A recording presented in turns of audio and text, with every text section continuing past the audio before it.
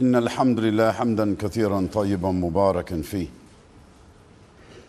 الحمد لله وكفى والصلاة والسلام على السيد المصطفى صلى الله عليه وسلم وعلى آله وأصحابه وأزواجه ومن ولا وبعد.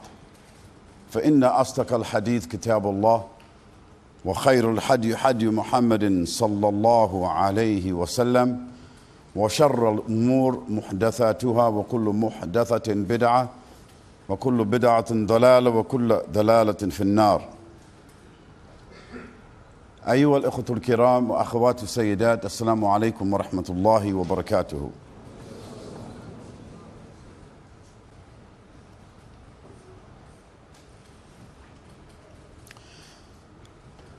Dear Muslim brothers and sisters, it is an honor always to have the opportunity to offer nasiha and to earn the attention of the Muslims, especially when we have the opportunity to harness the energy of the young Muslims. And today, in my estimation, harnessing the energy of the young Muslims is the most important focus for the Muslim Ummah. Because when the young Muslims' energies are harnessed, then they can be directed. And if they are directed, then it is a chance that our ird will come back to us. Our honor will come back to us. Our strength will come back to us.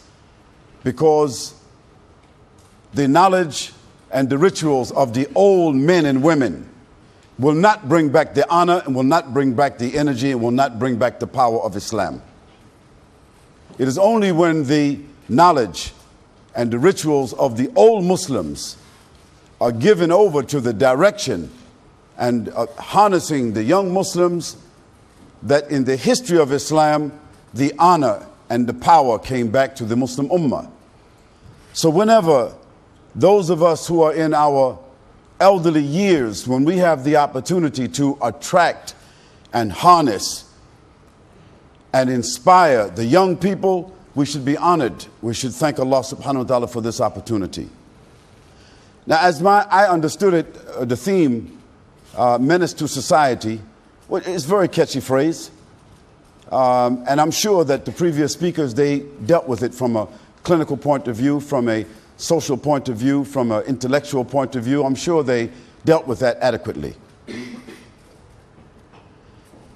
I don't want to repeat unnecessarily what they have already done. We ask Allah subhanahu wa ta'ala to bless them and to preserve them. And we ask Allah subhanahu wa ta'ala to guide those who have heard what they had to say, and that the medicine fell upon places in which it will take benefit.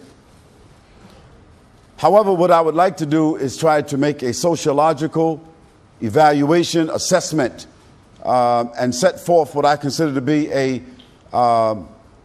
viable treatment plan.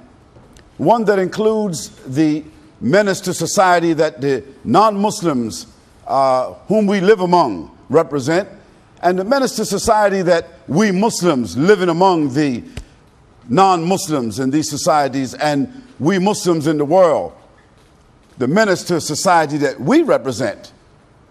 Because I think sometimes when we talk about the corruption and the distortion and the aggression and the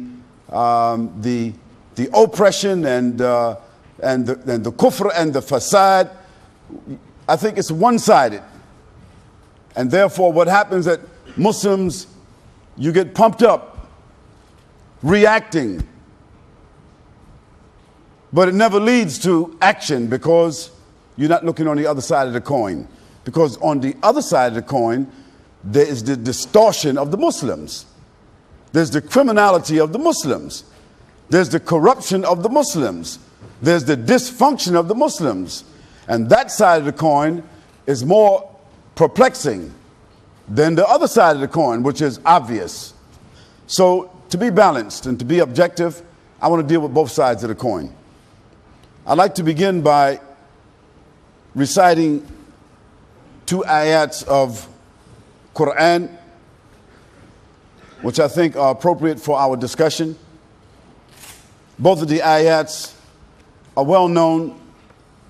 We have heard them, I'm sure, but I just like to recite them so that it becomes the context for the discussion.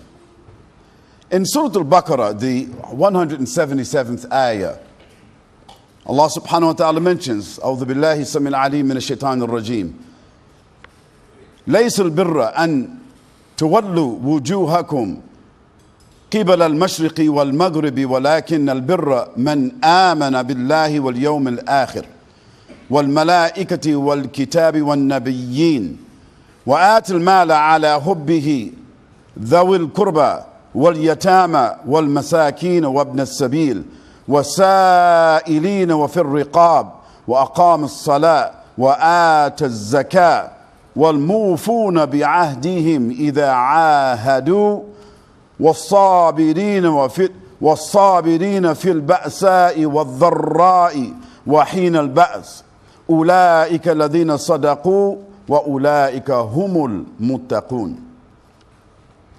In this ayah, Allah subhanahu wa ta'ala, He says, it is not righteousness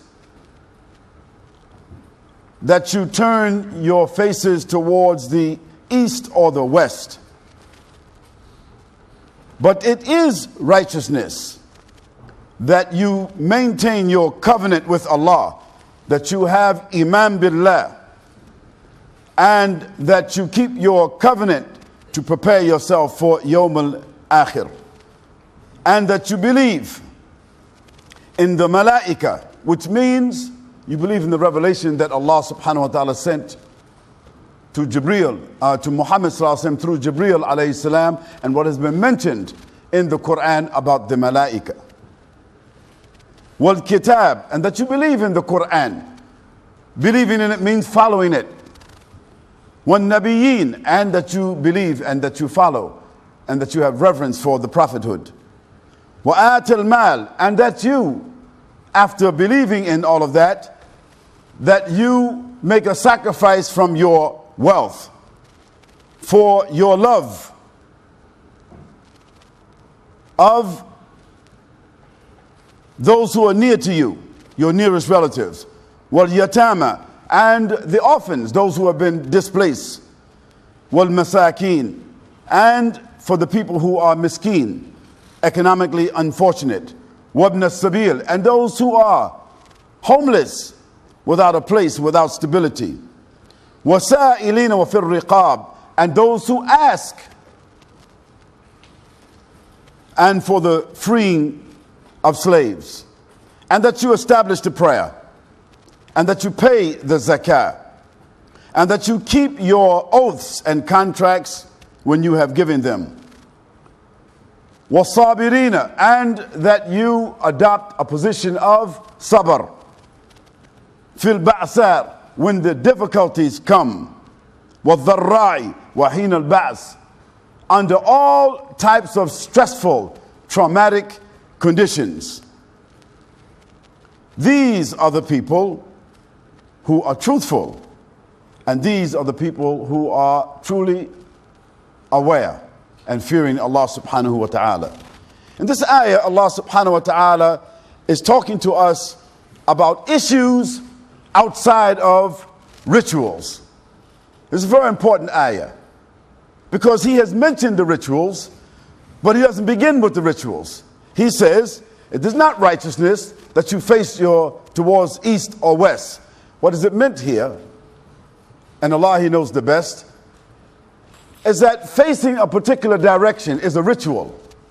Facing Mecca is a ritual. Allah subhanahu wa ta'ala's knowledge is everywhere. So facing any direction is itself not important, except that it is obedience to Allah. We are facing a particular direction because of obedience to Allah subhanahu wa ta'ala. But it is a ritual. It is a sign. It is not righteousness within itself.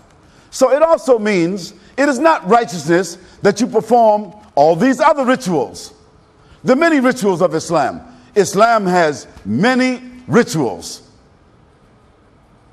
Hajj is a ritual. Fasting is a ritual. Salah is a ritual. Making dhikr is a ritual. Reciting Qur'an is a ritual. Sending salawat on the Prophet ﷺ is a ritual. Wearing certain clothing is a ritual. Getting married is a ritual. All these are rituals. All of them have their place in their context, but Allah subhanahu wa ta'ala is telling us that the birr, the righteousness, that is having inside of yourself something that Allah He accepts, a worship that Allah accepts, a consciousness that Allah accepts, that people can see and benefit from. It is not merely based upon these rituals. But this is the exact condition of the Muslim world today. We have become a ritualistic nation. And this is why the people who do the most rituals become our leaders. Because we think that those that recite the most Qur'an, they should lead us. We think that those who recite the most of the books of the Ummahatul Kutub, they should lead us. We think that those who have performed Hajj many, many times, somehow or another, if he is Hajji, he should be what? Very well respected person. We think that the people who carry academic letters, if we say, MashaAllah, he's Qadi, if we say he's Hafiz, if we say he's Faqih, if we say these titles because they graduated from some places or they receive ijazah from someone for the reciting or memorization of books, we think they deserve to be the leaders. That is not the case. It is only the case that they do have the proximity. We would think that they have the premise to lead. But Allah is telling us righteousness is not based upon the rituals themselves. It is based upon the fulfillment of the amana. The fulfillment of the amana. And most Muslims, like you and me, we think that iman or amana, we think it means faith.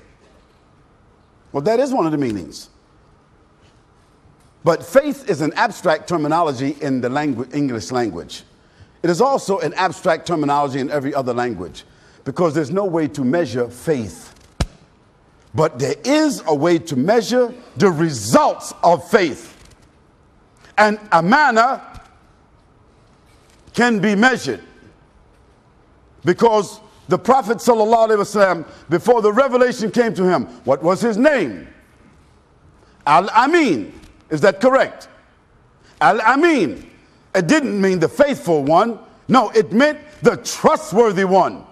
So there's a way to measure amana. Maybe not iman. So Allah subhanahu wa ta'ala, He wants us to make an assessment of our amana, our covenant, the oath that we have made with Allah subhanahu wa ta'ala, our connection with Allah subhanahu wa ta'ala. Allah wants us to demonstrate our amana. How does He tell us? 1, maintain the covenants, keep the promises, establish the prayer, pay the zakah, be patient and forbearing, establish good manners, order the right, command the right, forbid the wrong, honor the neighbors, improve the society, and fulfill the mission of the da'wah. These are the ways by which we can determine the real fruits of our iman. Allah subhanahu wa ta'ala gave to us another ayah. This is in the surah called Anfal, the 24th ayah.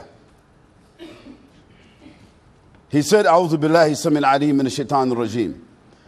يا أيها الذين آمنوا استجيبوا لله وللرسول صلى الله عليه وسلم إذا دعاكم لما يحييكم واعلموا أن الله يحول بين المرء وقلبه وأنه إليه تحشرون واتقوا فتنة لا تصيبن الذين ظلموا منكم خاصة واعلموا أن الله شديد العقاب. In this ayah, Allah subhanahu wa ta'ala said to us, O you who believe, respond, give your response, your obedience to Allah and His Messenger sallallahu alaihi wasallam when He calls you to that which gives you life. And know that Allah comes between a man and his heart.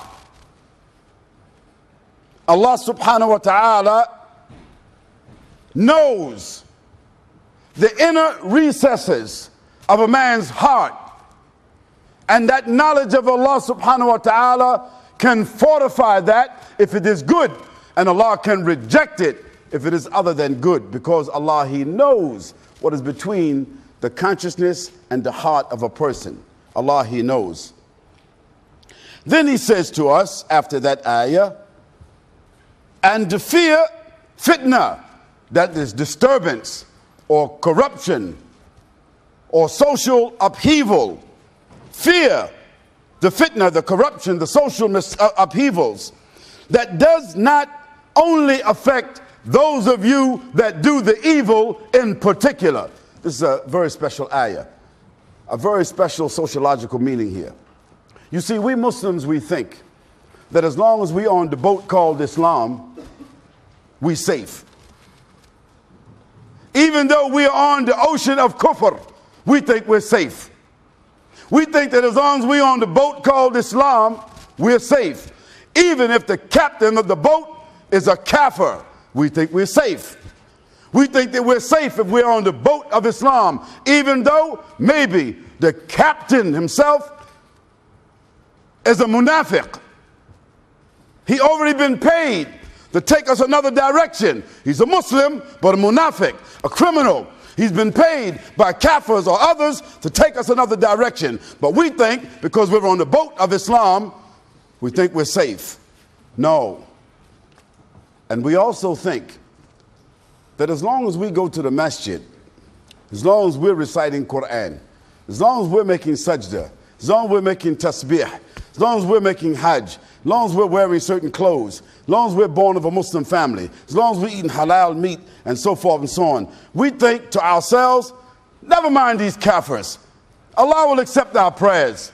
We will be judged for ourselves. No, Allah is telling you and me that if you live in a diseased environment, you also will get the disease. If you live in a diseased, unstable, destabilized neighborhood, you, your sons and your daughters, your father and your mother, your sisters and your brothers, they will also be destabilized and dysfunctional. So Allah is telling us, and fear Allah, and fear the fitna that does not merely affect those of you who do the wrong. No, the Prophet ﷺ gave us an example of that. He said, he gave us the analogy of the people who got on a boat. And some was in the upper deck and others was in the bottom deck. We Muslims is like the ones on the upper deck. We don't drink, most of us. We don't gamble, most of us. We don't drug, most of us. We don't commit zina, most of us. We don't do those things, most of us. That puts us in the top of the boat. That puts us in the top of the society because we are sober. We are conscious. We are guided. We are aware. We are disciplined. We are Muslims, mashallah, in the top of the boat. But there is some others in the bottom of the boat.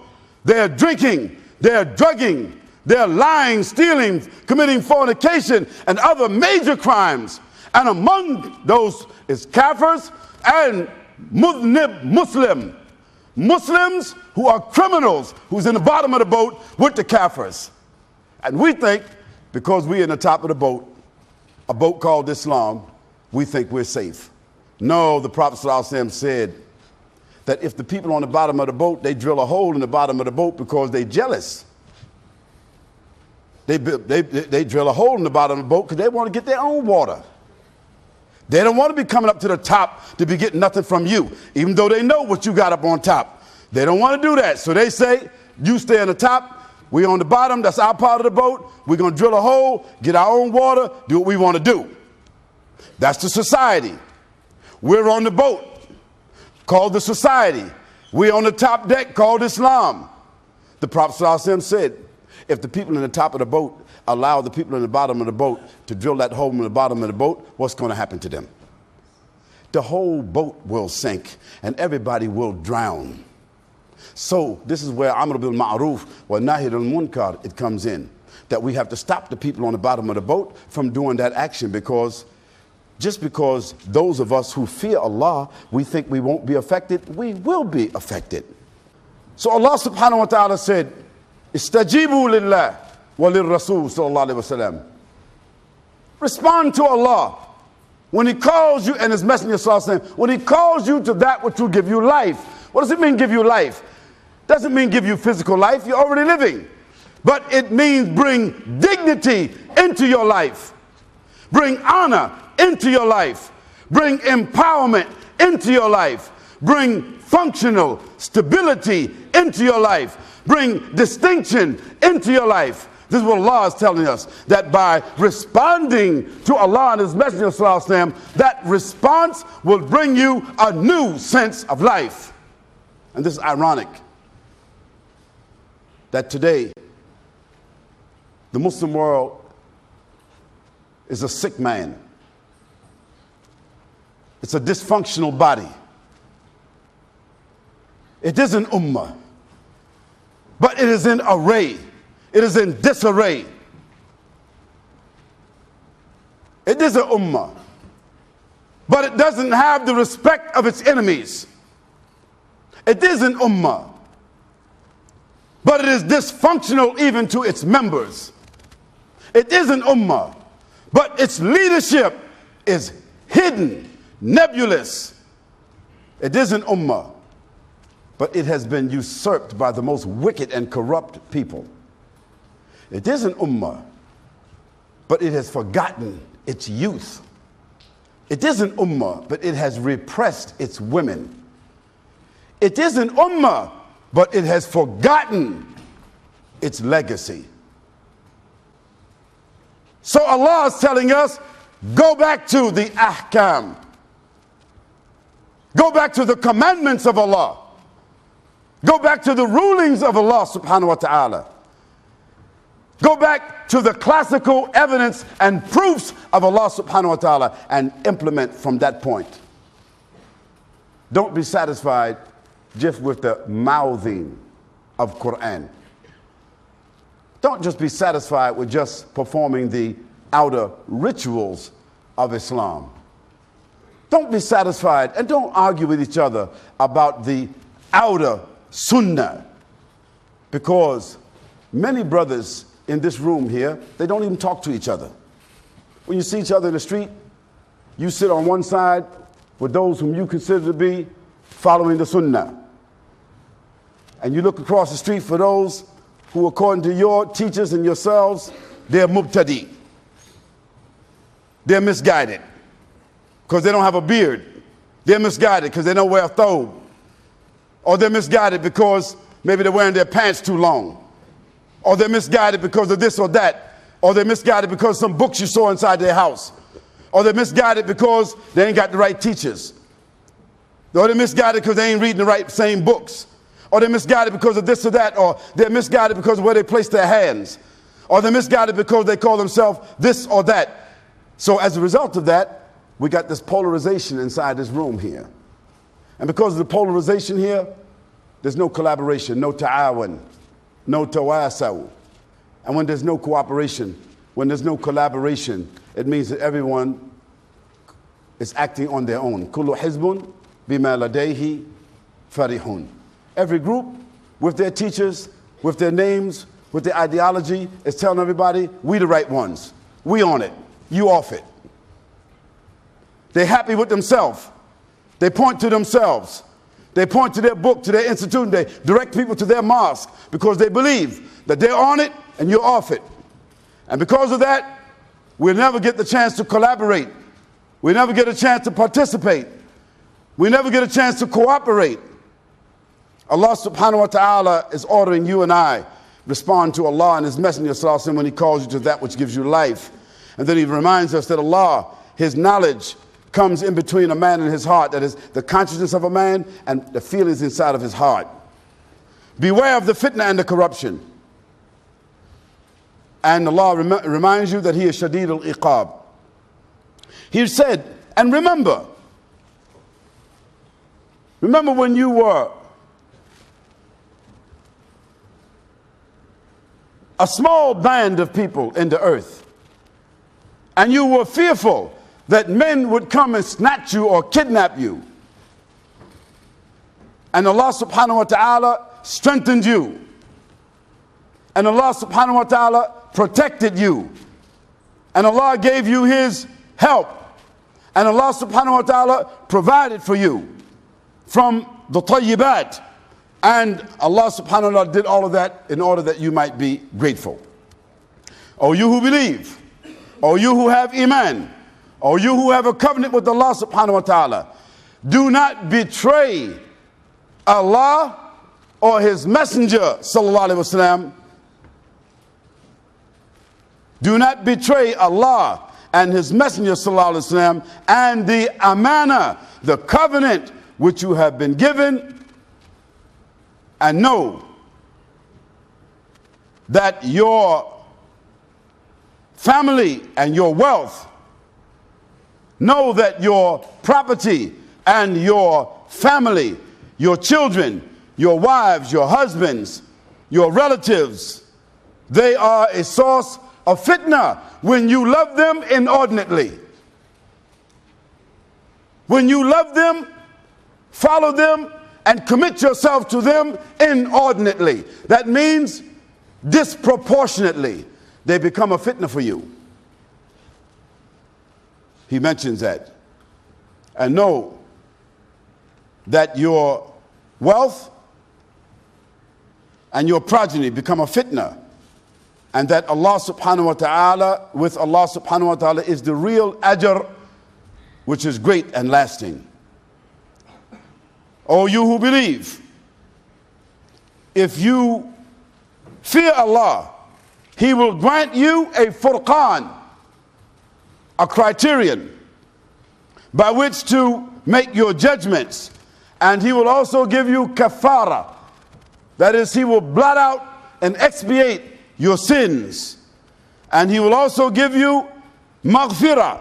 That is, He will forgive you from the sins and transgressions and faults that you have.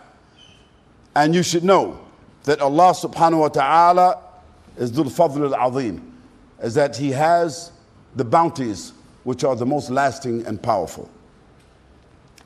O Muslims, Allah subhanahu wa ta'ala gave us these pieces of advice for us to reflect.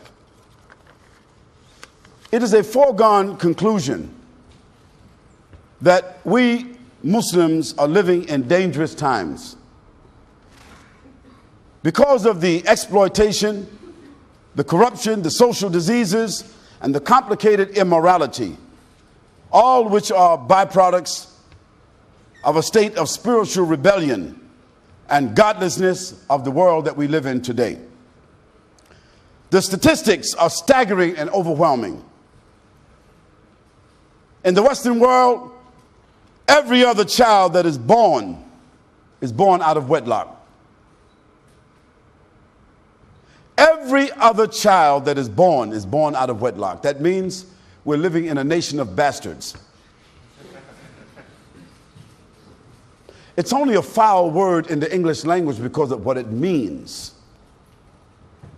But you and I, we should be grateful to Allah subhanahu wa ta'ala that we know who our parents are. That we were not born from zina.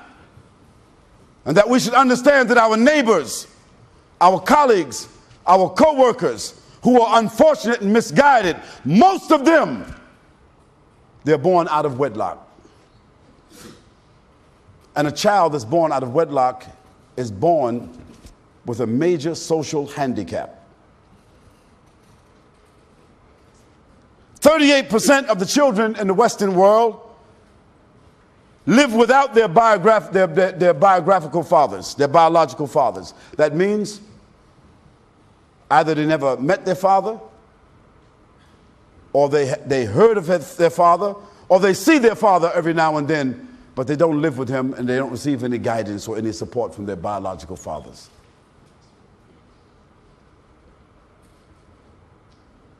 In the Western world, the traditional family structure is all but destroyed. When you say to people today, family, it has become an abstract terminology. Because what is family? A group of people living under the same roof? No, that's not family. Family is a disciplined structure from where we get our social values. So today the family has been destroyed by McDonald's, Burger King, and Pizza Hut. Something simple like that, fast food, has destroyed the family. Because when the family doesn't eat together, when they don't have breakfast together, they don't have dinner together. So when do they come together? Then the next thing they have done is through the television. Today, in almost all the houses, including yours, there's a TV in Muhammad's room, in Fatima's room, and Mommy and Daddy's room. And another TV in the living room for the guests when they come. And because of that, when everybody goes home, they go to their own rooms to look at their own programming, to get their own conditioning. And so they take their values, they take their decisions, they take their information, what's right and wrong, from the television. So between Burger King, Pizza Hut, and McDonald's and the television, the family is all but destroyed in the Western world. And those of us who live under the umbrella of the Western world, this is part of the fitna that also affects us.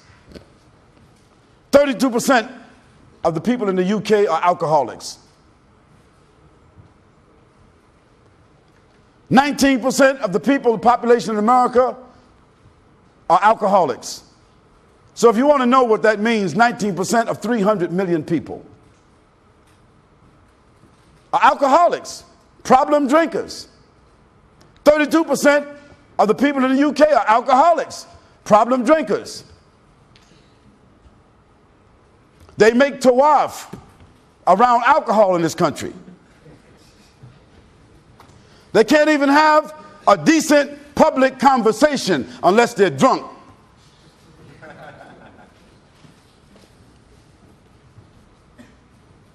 $9 billion American dollars are spent just between the UK and America for alcohol. 5.8 billion is spent between the UK and America on drug abuse. Every 3 minutes in the Western world, a woman is raped.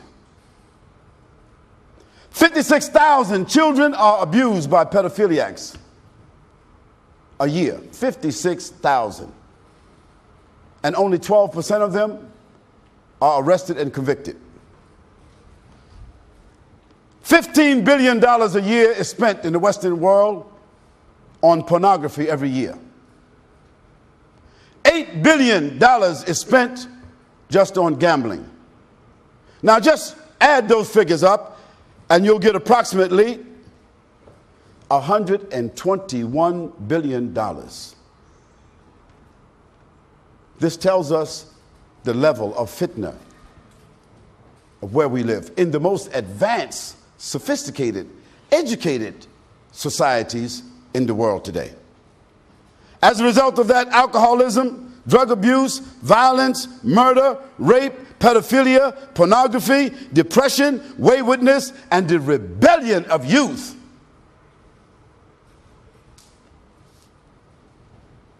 What is even more shocking is the dysfunctional behavior of Muslims and their families. And that is something that we need to discuss. Because I'm sure that our previous speakers, they spoke about the corruption of the society. Now I want to talk a little bit about the dysfunction of the Muslims. Social morality is the same as social equilibrium. Social equilibrium means when you have balance and benefit in the society. Social morality is social equilibrium and a benefit that comes from social balance and a healthy society. Social immorality is the opposite. It is social dysfunction, it is social lack of social benefit, and a diseased society. The fruits of social annihilation and collapse was produced from the seeds of social immorality.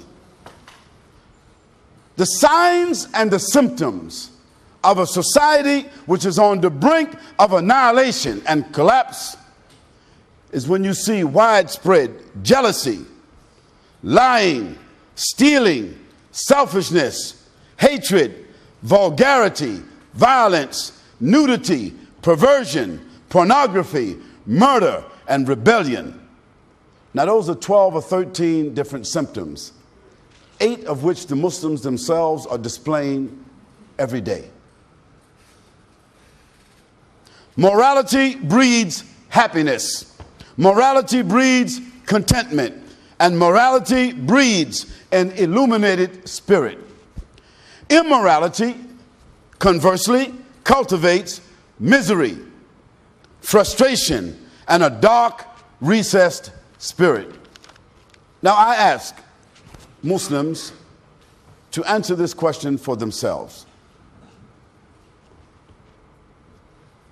The answers will tell us whether or not we are functional or we are dysfunctional, whether we are a healthy society of Muslims or not. I ask, where is the social structure of Muslims? Let's not go overseas. Let's not talk about the Muslim countries. Where is the structure of the Muslim society in this country? Where's the structure of the Muslim society in the United States of America, in the Western world? Where's the structure? You may say to yourself, oh, we have neighborhoods. We have Islamic centers like this one. We have masjids. MashaAllah, we have scholars. We got stores out in the street. So I mean, Sheikh, isn't that a Muslim community? No, that's a Muslim neighborhood. That's a geographical location where Muslims reside. That's just like a construction site where you got bricks piled up over here, you got wood piled up over here, and you got steel piled up over here. And you got some people that got a plan to do something with it. But you would not call that a building. A construction site is not a building until all of those things come together based upon the plan. Is that correct or not? Is that right or not? Okay. And you would also agree with me that architects themselves do not construct buildings. Architects, that is people who have the knowledge of how a building should be designed and how it should be constructed, they are not the ones that construct buildings. Is that correct? It is 2 other kinds of people that actually do the construction. It is the developers who come with the money. 1, developers who come with the money. And then it is a construction company that comes with the machinery.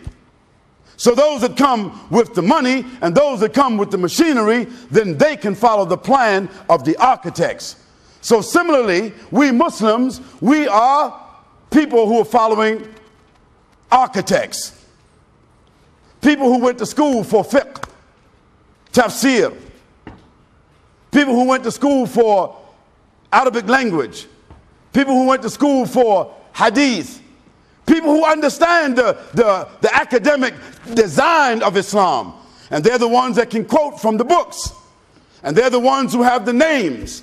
And they should have the names. And we should listen to them. And we should implement their plans. But those engineers or those Muslim architects or whom we want to call scholars or students of knowledge, if they don't have a development company and if they don't have a construction company, they can't implement nothing. So we have to follow the scholars. Allah subhanahu wa ta'ala said, فَاسْأَلُوا أَهْلَ الذِّكْرِ إِن كُنتُمْ لَا تَعْلَمُونَ. So ask the people of knowledge, ask the people of the dhikr if you don't know. So who's the people of the dhikr? The dhikr is the Qur'an and the Sunnah, so ask them. But after you ask them, how do we implement it? Because obviously, asking them, they're going to give you the dalil. But if you ask them, well, Shaykh, how we do that? Ma adri, I don't know. So it's up to us, the generality, to set up the development company. It's up to us, the generality, to set up the construction company so we can implement the plan. But what the problem is in the world, Muslim world today, is that in the places where there are development companies and where there are people who have the construction, they ain't listening to the scholars. And in other places where we have the development and the construction, that's all we do is listen to the scholars. This is imbalance. We have to bring the balance back. I ask you, where is our social structure? The structure of Islam is simple. It begins with something called al-jama'ah. The Prophet ﷺ, he was the Amir of the Jama'ah. Is that correct or not? The Prophet ﷺ was the Amir of the first Muslim Jama'ah. Is that correct? He was the teacher. He was the leader. He was the commander of the first Muslim state. After him there came the Khulafa al-Rashidin, al-Mahdiyin, Abu Bakr al-Siddiq, Umar ibn Khattab, Uthman ibn Affan, Ali ibn Abi Talib, radiallahu anhu. These were the first Khulafa. So they were the Amir al-Mu'mineen. And they had with them the plan. They had the knowledge. But they had with them people among them who brought the development, who did the construction. And so we are the byproducts of that. So I ask you, so where's our Amir? Where's our Amir? There's only one city. Where's the Amir for London? It's just one city. We're not talking about the whole UK. Where's the Amir? Nobody can raise their hand. Nobody knows. Where's the Amir for the UK? Nobody knows. So that's a dysfunctional society. There's no structure. If you don't have a leader, it doesn't matter what you got behind, because all of us together, we can't lead. Where are our institutions? Now, when I say institutions, I don't mean institutions that simply facilitate worship or simply facilitate the religion. Institutions that doors are open to facilitate the growth and development of the society. Institutions whose doors are open with resources available for those who are Muslim and non-Muslim. Because Muslims always, anywhere where Muslims establish themselves, their communities, their state, and their resources, they offer those resources to the Muslims and the non-Muslims. So I ask you, where's the Muslim institution who is also offering those services to Muslims and non-Muslims? Because if you want people to understand Islam, they got to smell the basmati rice. You can't be cooking food in the dark. You can't be cooking your food in the back, talking about it's for everybody. No, you gotta spread the resources and make it available to everybody. People got to know that this is the Islamic Resource Center. For who? Everybody in the neighborhood. Of course, it's for the Muslims first, because we're the ones that's here every day in and day out. It's for us first, but it's next for our neighbors, those who live near us, our colleagues, our co-workers. And when people can interact with us and come in and out of our place and see the resources, they will then see an alternative lifestyle. And some of them will follow, and some of them will embrace, and some of them will obey, and some of them will become Muslims. I ask you, where are the people that lead and regulate our behavior? Nobody. If a brother treats his wife like a slave, beats her up, punches her, knocks her teeth out, push her down the steps and break her arm. If a father wants to put his daughter, lock her up in a room, beat her down because she won't marry who he wants her to marry. If a group of Muslims decide they want to kill their sister or their aunt because she married somebody outside of their tribe or whatever, if a brother doesn't take care of his family, doesn't take care of his wife and his children, and she comes to the mosque and complains, who can regulate the behavior and who can give the sister her rights? There's nobody. Nobody. Oh, she can go complain to some Sharia council. The Sharia council is a group of people who are well-meaning ulama, students of knowledge, who are castrated. They're castrated by you and me. We did not give them any power, because a judge who sits in a court, he doesn't get his power just from his knowledge. He gets power from the state resources. When he makes a conviction, somebody locks that person up. Is it right or wrong? When he makes a decision, a ruling, there's somebody that comes and executes that. But you and I, we don't give the judges, we don't give the people who have the knowledge, we don't give them any power, so they've been castrated. So we wind up with sterile decisions. Who are the people that lead and regulate our behavior?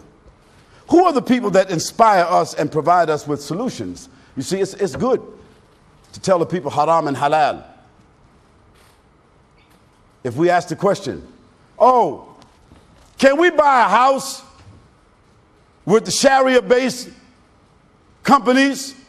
Oh, all the people come together and say, oh no, it's still dealing with haram.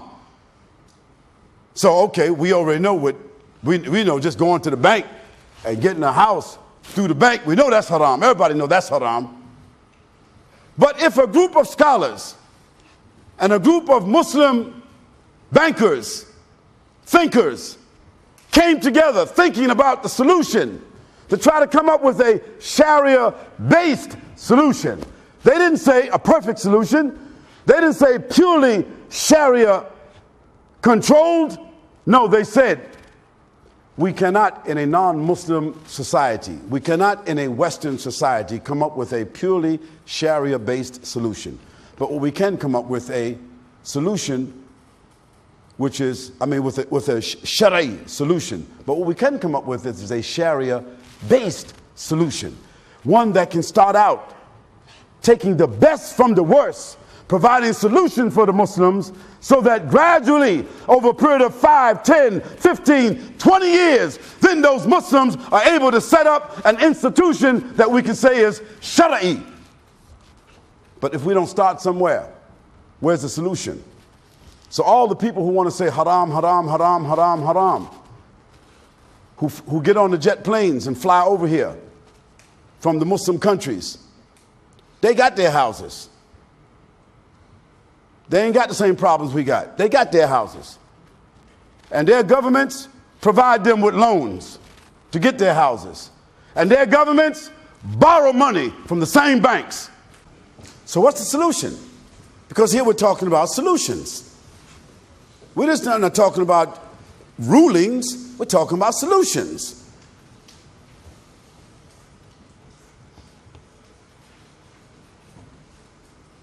A man that's drowning in the water,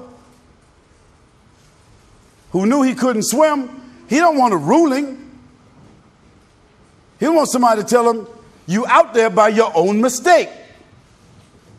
No, he wants to be saved. He's looking for a solution. So it is a duty of the ulama and the fuqaha not just to give us the rulings, but also to give us the solution. And even when that solution is not classic, even when that solution is not perfect, there are rulings that were given to people just like us that were not classic and perfect, but they were rulings that provided solutions at that time. And rulings that built solutions that built the premise for a classic situation to come about over a period of time. Who are the people that inspire us and provide us with those solutions? Who is willing to discuss Islam beyond the academic sources? So, when people graduate from the universities, when people finish the memorization of books,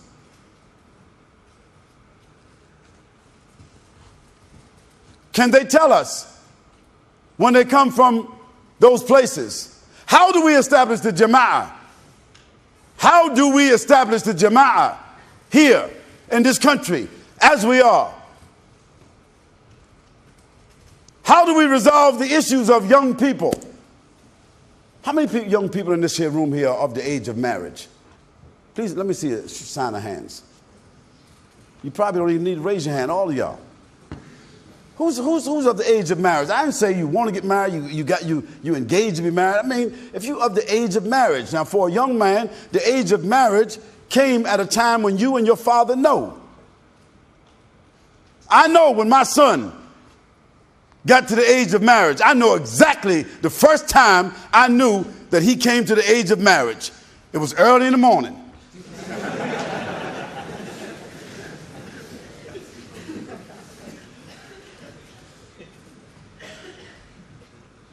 And of course, we know when our daughters get to the age where we have to prepare them for marriage. Because the Prophet ﷺ, he said that.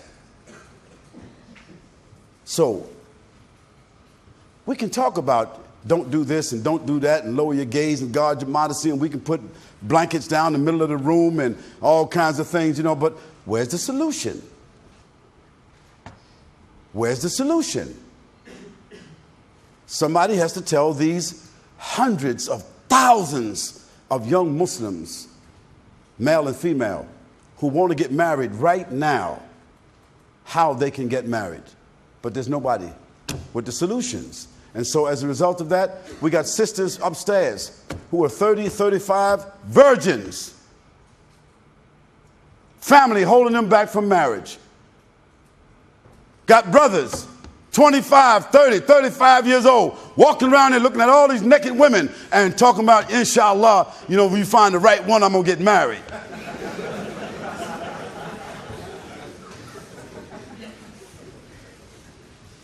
No, it's very simple. It's not economics. It's not economics.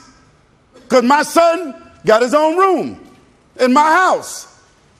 He don't have to go out and get his own roach net. He don't have to find his own house or whatever. No. He gets married and bring his wife home to live with me until they become stable. Or his wife, his prospective wife, she has her own room in her house, in her family's house. She marries, they get married, my son goes live with them, or she come live with us. They don't need to have no jobs. They don't need to have no money. And if they're going to school together, that's beautiful. At least they can get married. They can sleep together, be together, enjoy themselves like their mom and dad does, and then they go to school together and come back together. Isn't that a solution? Yes. That means that almost everybody can get married right now. But we got to move the culture out of the way. You got to move the cultural thinking out of the way. The mothers and fathers got to think for their children what they think for themselves. How can a mother and a father every night be together, enjoying themselves, and their sons and their daughters in the room by themselves, looking at pornography and stuff like that? Subhanallah. Now don't say, I don't do that. You probably don't do that.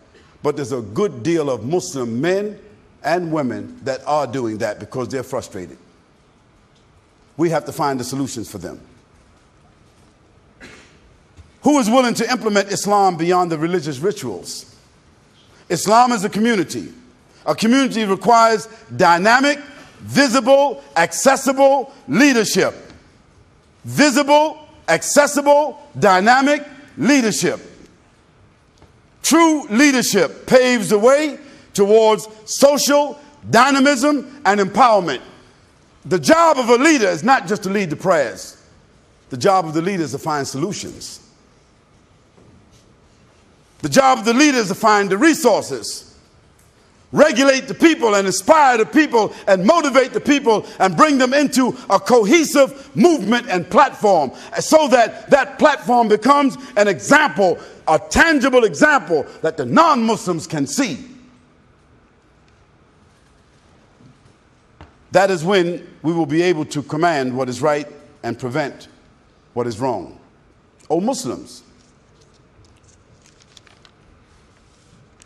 get up off your knees and your faces once you have prayed and look around yourself. look around your neighborhood, look around your society, and look around this country.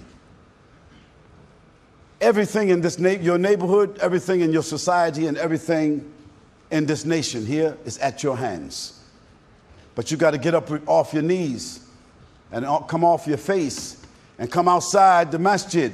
And you got to look around with a different kind of look and become active and become committed to establish the deen in yourselves, in your families, and in your neighborhoods. Establish the deen.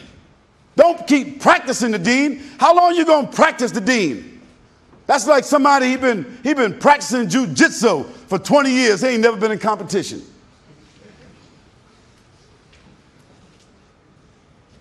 Establish the deen. Use the resources of your knowledge and your sincerity to establish the deen. Reassess yourselves. Reassess your practices. Reassess your behavior. Reassess your understanding of the deen. Learn to separate and distinguish Islam from the cultural practices. Now, this is a very important point, because today Islam is the prisoner of Muslim culture. Islam is inside the prison of Muslim culture. That is, when you go to the Muslim world, the 37 or 38 states, Muslim states or societies, you find the dominant influence their culture, not Islam. Islam is subordinate.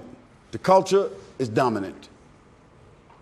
The decisions of the country, the identity of the country, the rulings of the country is based upon their national identity, their cultural practices.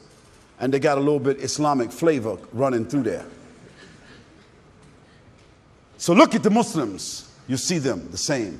Go to all these little different ethnic places. Brick, what do you call it? Brick Lane over here.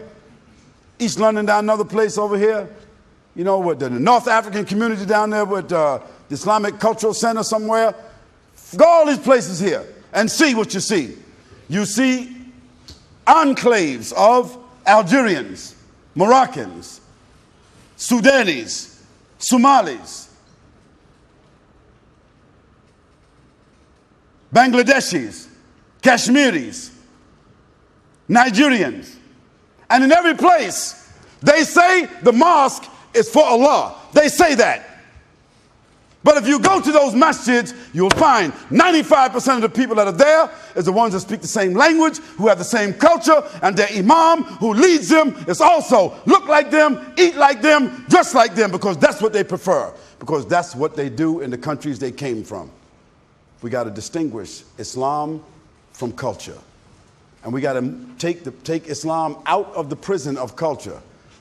Islam wants to be free so it can move, because Islam is not my property. It's not the property of the Saudis. It's not the property of the Egyptians. It's not the property of the Nigerians. Not the property of the Pakistanis or the Bangladeshis, or not the property of any group of Muslims. Islam is the deen of Allah subhanahu wa ta'ala. And the deen of Allah has to be free and accessible for everybody. And we got to remove the cultural names and colors and shapes and forms and influences off of it, so that Islam can come up and be developed as it did in the past. O Muslims, study the meaning of leadership and understand what is the measure of leadership. You see, some leaders think that they're leaders for life. I never saw anything that said that. That's like a man who's been running races. He a champion runner, but all of a sudden he become crippled. He think he's still supposed to be the champion runner. No, he used to be a champion runner. And we're going to put his name up there with all the champions and have his remember everything he accomplished and all of that there. But if we have a team, what are we going to do? We're getting some more runners. Leadership is not necessarily for life. A man has the right to lead as long as he is productive. as long as his integrity is intact. So our leaders, we don't replace them. As long as their integrity is intact, they are productive as a leader, because there is a measurement of leadership. Measurement of leadership. Let me give you an idea, an example.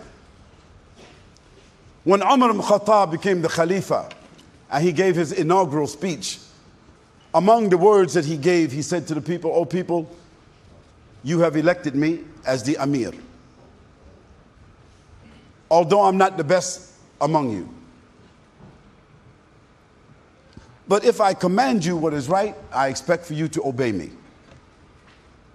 But if I go to sleep and I deviate, I ask you to wake me up." One of the companions said, radiallahu anhu, they said, "Oh Amir al-Mu'mineen, if you order us what is right, we're going to obey you. But if you deviate and go to sleep, we're going to wake you up on the edge of the sword." That means that even though he was the Amir, he had people with him who understood the measure of leadership. One day Umar ibn Khattab was giving the khutbah, or he was stepped up into the minbar to give the khutbatul Jum'ah. And when he stepped up, one of the companions stopped him, said, "Ya Amir al-Mu'mineen, where you get that new thobe from?" Umar was a very powerful man, a very proud man, but he understood the rights of the people. He understood the issue of transparency. He understood that. So he said, "Wallahi, this thobe was given to me as a gift, and my son is the witness of that."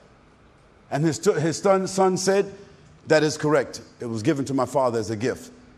And that person said, "Go ahead and give the khutbah." One day Umar ibn Khattab, he was discussing with the people about the mahar of the Muslim woman. And he's saying that the Muslim ladies, they should not be asking for excessive mahar. So one lady, she stood up and she said to him, "Ya Amir al-Mu'mineen, the Messenger of Allah sallallahu alaihi wasallam said that the woman can ask for any mahar that she wants, whether it is an iron ring or a mountain of gold. So who are you? Where you get your evidence from? You have no right to put any limits on the mahar a woman wants to ask for."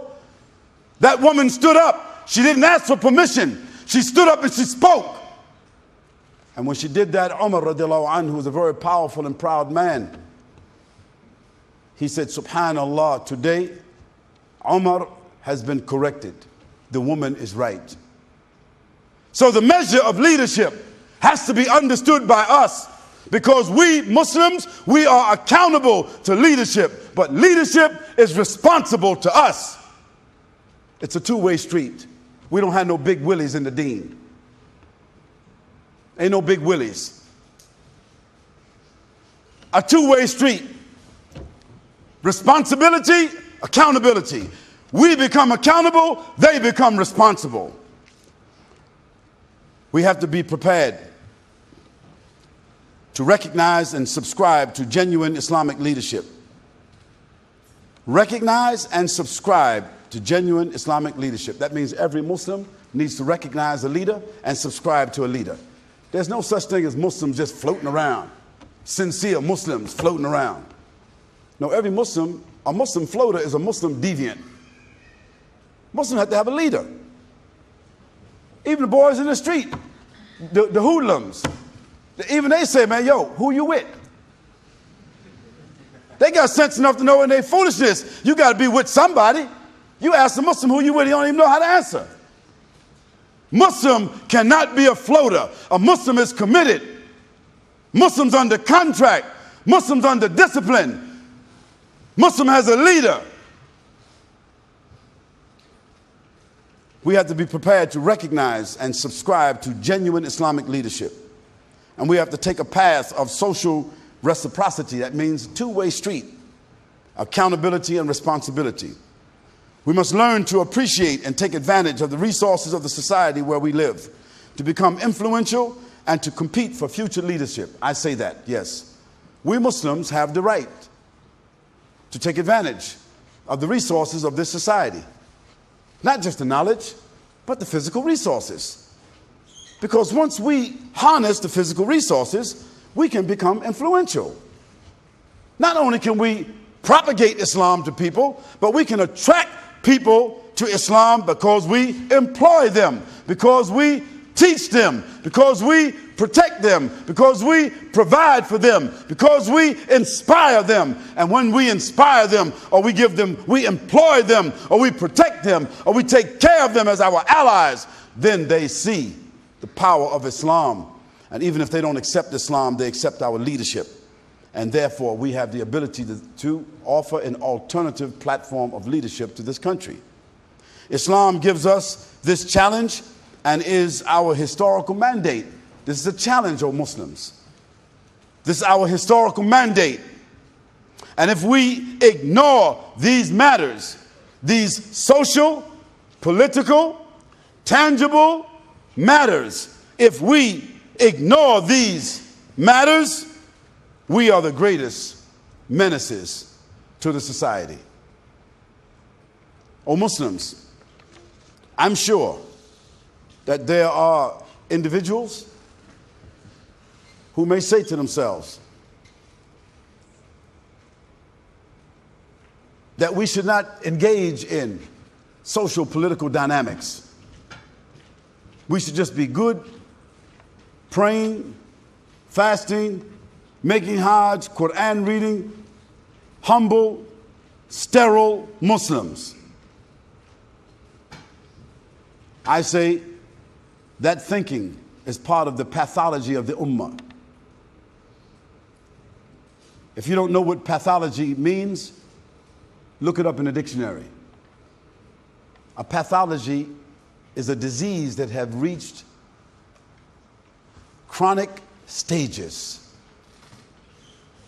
When a disease has reached chronic stages, sometimes it needs a major operation. My advice is for myself. First, it is for my own sons, my physical sons and daughters. It is also for my Muslim sons and daughters, those of the generation just like my physical sons and daughters. It is for those of my own age, my contemporaries. It's for the scholars that we respect. It's for the students of knowledge that we respect. It's for the leaders that we have. It's to make things better than what they are. It is to offer a proposition for us to be able to change our condition so that we can address the menaces to the society of the larger and greater society that we live in, and that we can also deal with the menaces inside of ourselves that also pose a problem and a challenge for us in the society where we live. وأقول قولي هذا وأستغفر الله لي ولكم والسلام عليكم ورحمة الله وبركاته سبحانك اللهم وبحمدك ونشهد أن لا إله إلا أنت ونستغفرك ونتوب إليك